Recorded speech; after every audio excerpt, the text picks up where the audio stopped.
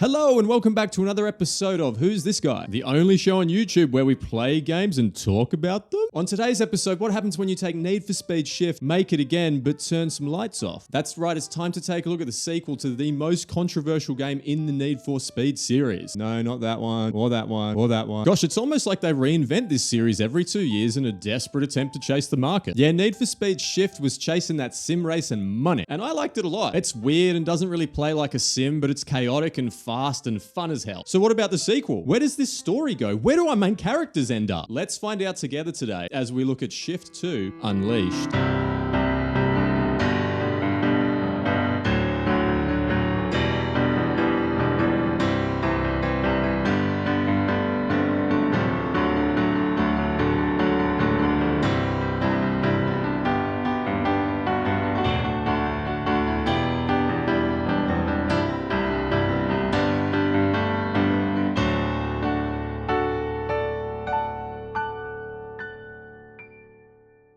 Chapter 1. Stick it to the man. So the first Shift game was divisive. I talked about it in my review, but basically it was trying really hard to hang with the big sim crowd. But it couldn't really shake its arcade racing model, aggressive AI, and just the general Need for Speed high energy vibe. But that's why I really like it. You get to go around all your favorite sim racing tracks, but with this crazy oversteery driving model. The narrative at the time was that the sim racing crowd wasn't too happy with this one because it had too much Need for Speed in there, but the Need for Speed team weren't happy with it either because there was too much Sim Racer in there. But I mean, I was a fan of both Need for Speed and Sim Racers at the time, so for me, this bowl of porridge was just right. It tastes very strongly of motor oil though. So Slightly Mad Studios were like, F everyone, here's a sequel because we love this shit. Then EA was like, let's maybe not make it too obvious that this is a Need for Speed game. And so we ended up getting Shift 2 Unleashed, vague Need for Speed logo.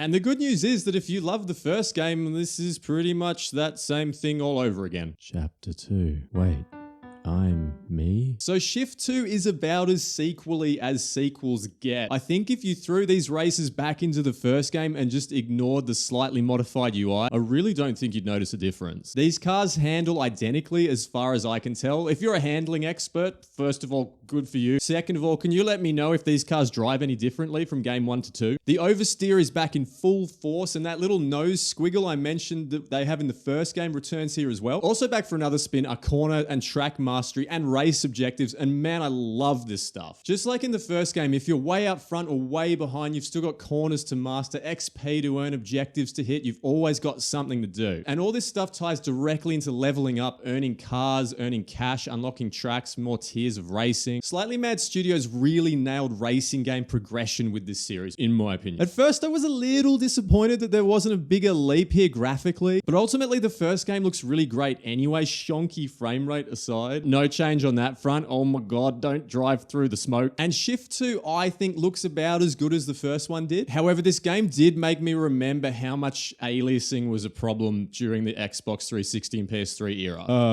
Was it me? Aliasing is this phenomenon where all your lines and edges kind of break up when they get into motion. Makes everything look a bit like pixely, and like these buildings here are a really good example. We've come a long way technologically since this, and developers have got much better solutions for anti-aliasing. Although Forza 2023 went ahead and forgot all those techniques apparently. Maybe don't talk about how good your anti-aliasing is pre-release and then have bad anti-aliasing in the game, you guys. I found it pretty distracting at first, but ultimately you end up going so fast and just avoiding crap all over the track that you don't really have time to worry too much about how the edges of your vehicle look. I think the afternoon races in this game in particular look really beautiful. They really nailed that golden hour vibe, and even though this game is older than my knees at this point, here we go. Nope.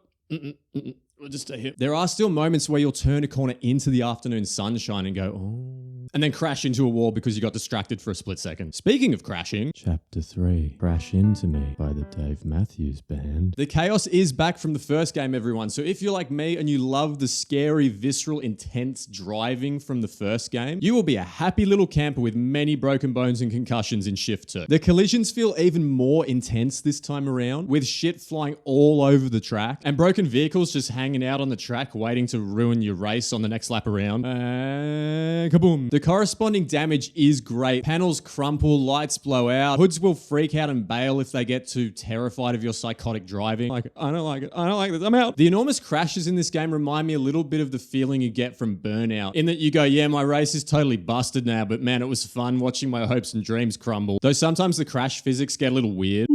Oh, and sometimes you hit cars so hard that you literally phase into them. Oh, pardon me. I didn't see anything. It seems like a lot of the tracks here were designed to be narrow and twisty in a way to just ensure that collisions happen. This section on this track in particular is an absolute meat grinder. If we can form an orderly line, I need everybody's insurance information. Did anyone else find themselves crashing way more in Shift 2 than in Shift 1, or am I just a loose unit? Get out of my way! So Shift 2 up to this point is pretty much same as Shift 1, but it's got one trick up its sleeve, and man, Sam Fisher would be very proud. Chapter 4. Who turned out the lights? Night racing is the unique selling point of Shift 2 over the first game, and it definitely adds some extra freakiness to the already freaky, chaotic, high-speed shenanigans. I gave Slightly Mad Studios a lot of credit for the way they implemented night racing in Project Cars 2. Turns out they'd already done this years earlier in Unleashed. With these shadows dancing across the road and tracks bending around corners into darkness, the night races have this really sinister feeling that I really dug. Wet weather racing is once again conspicuous by its absence. Maybe they were taking the Madden approach to new feature implementation and holding wet weather back for Shift 3. Don't want to give our customers the best possible experience. Gotta hold some stuff in reserve so we can make tiny changes each year to make money. Or maybe they were just like, mate, did you see what happened to the frame rate when we drive through the smoke? We can't put wet weather in here. I wish it was in here though. I can't even imagine how much crazier this shit would be if you added aquaplaning to the mix. Speaking of getting sideways. Chapter 5. The world's fastest crab. I don't really have too much to say about the drift events this time around. Why did you dedicate a whole chapter to it then? Because I'm bad at writing. Except to say thank you to Chelsea Amaral 1604 for suggesting I turn the traction control all the way off, in response to my Shift Numero Uno review where I was having a really hard time with these drift events. This really did raise my enjoyment of these sections from, oh my god, I would rather peel my skin off, to this is now only mildly uncomfortable. I still finished most of these events with only about 47% of a car, but still at least I was able to finish them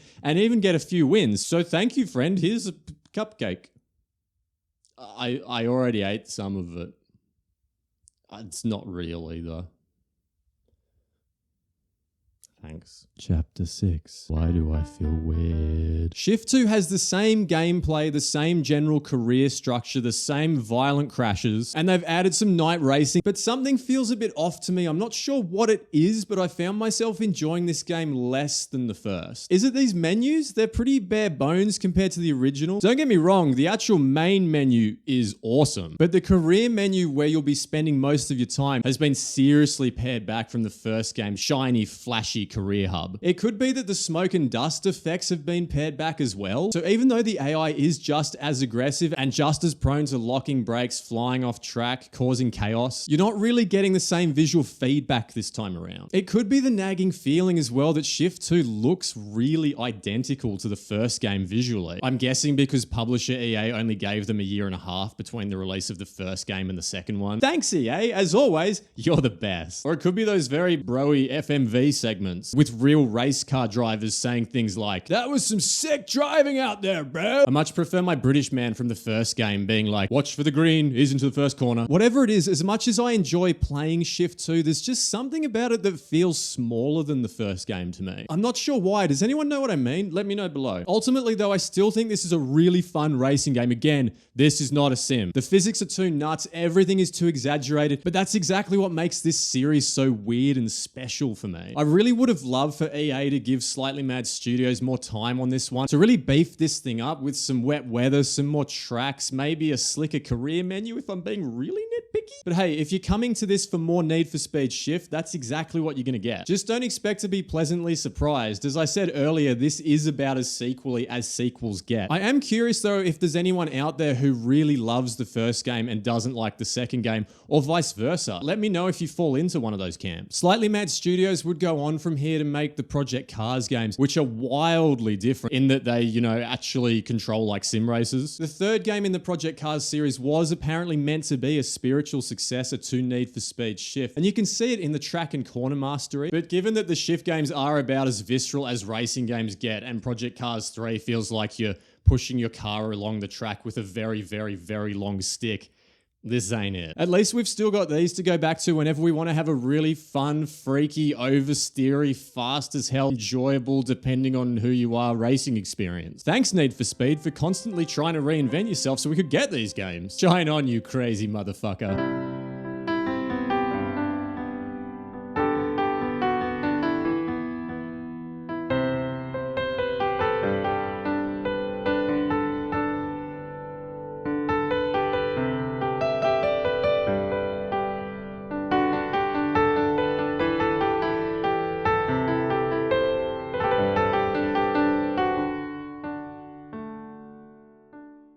Thanks for watching my video, everyone. I'm a big fan of the Shift games in all their weirdness, but let me know your thoughts below. Also, please let me know if there's any games you'd like me to check out.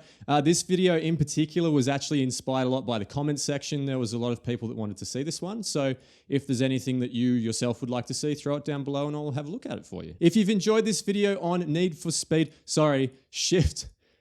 Shift to Unleashed Need for Speed logo, chances are you'll probably like this one here as well. So if you've got a moment, please check it out. My name's Sam. Thanks again, and I'll see you soon.